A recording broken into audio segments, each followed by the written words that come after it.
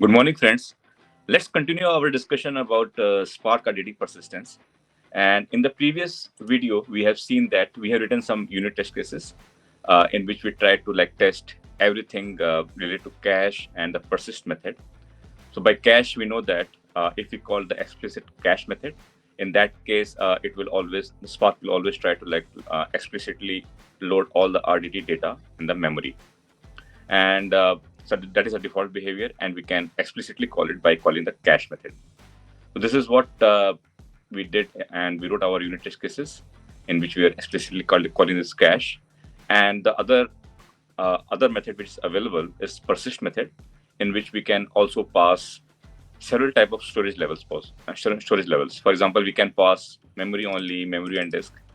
So all these type of various storage levels were possible, and we tried to run some unit test cases in which we were doing the performance benchmarking by using instant start, and then we were doing some number of iterations, and finally we were taking how much time has been elapsed by working on this operation by using cache or persist, and then trying to reduce the time taken and compute the that how much time it has taken, right? So however, these type of performance benchmarkings are good for some small unit test cases or some trivial unit test cases.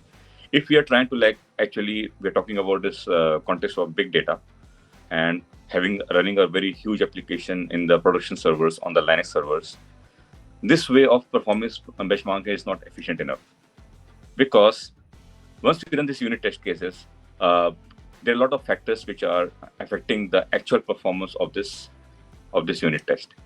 For example, there would be the IntelliJ is also using its own JVM, its own Java process, and it can affect the JVM which is running on the server itself.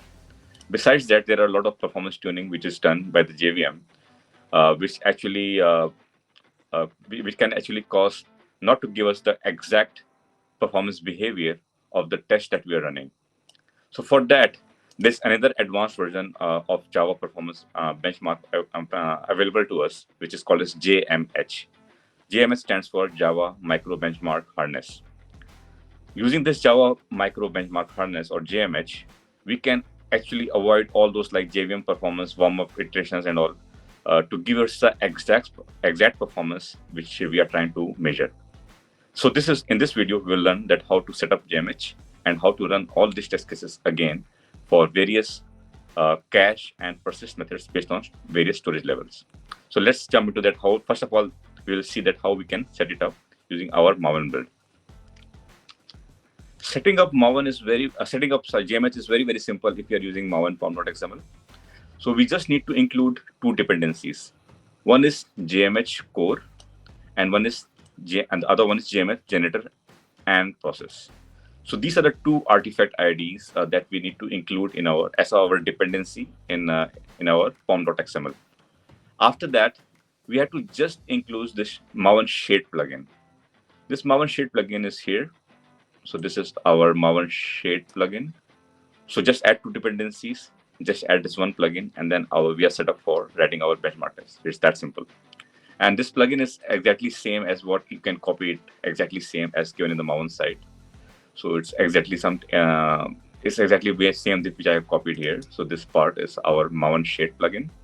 And here you can see that our final name for the benchmark jars which we created is benchmarks. This is the normal tradition, and that we should always use this benchmarks. You can keep it any other name. So this is where our benchmark unit test would be written, and then that's what we have to run. Pass it as our Java jar parameter. So we'll learn about this very soon. So the basic idea is that just add this plugin, and then we are good. Now, once we have set up our Maven for GMS testing, we can create our main benchmarking class, something as RDD cache persistence benchmarking, which I have created in the main Java source code.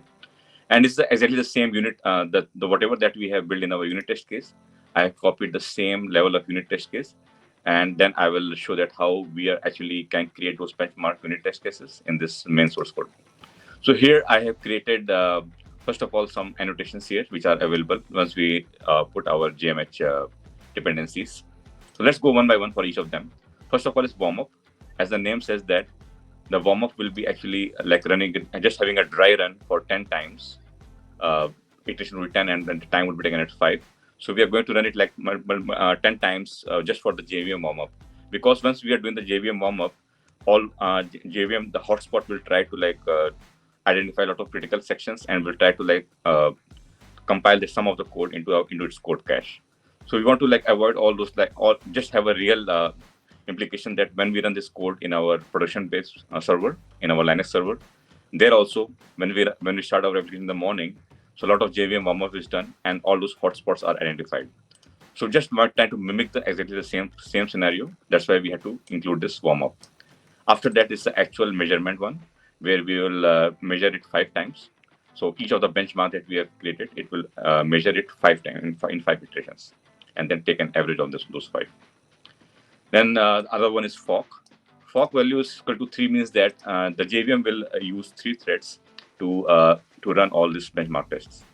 So value 3 is that there are 3 threads to be used by our performance benchmark test to conduct.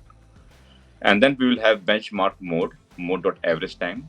So mode can be like throughput and what. So we will be taking the average time of the performance test that we are doing.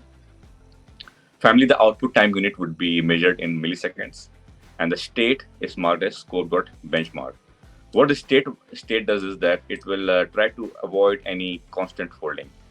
By constant folding, what I mean is that if we are creating some constants inside our benchmark test, in that case, if you run this code in production, then JVM will try to optimize it and will try to like discard all those dead code and try to like just get the final value after that, after all those constant manipulations that we have done or some multiplication and all. So to avoid that and just to have the exact, because here also we are creating a lot of constants, we don't want JVM to optimize anything or just use the cache version of this. We want every time the benchmark should be creating those constants here. So for that, to avoid any constant folding, we are using state scope.benchmark.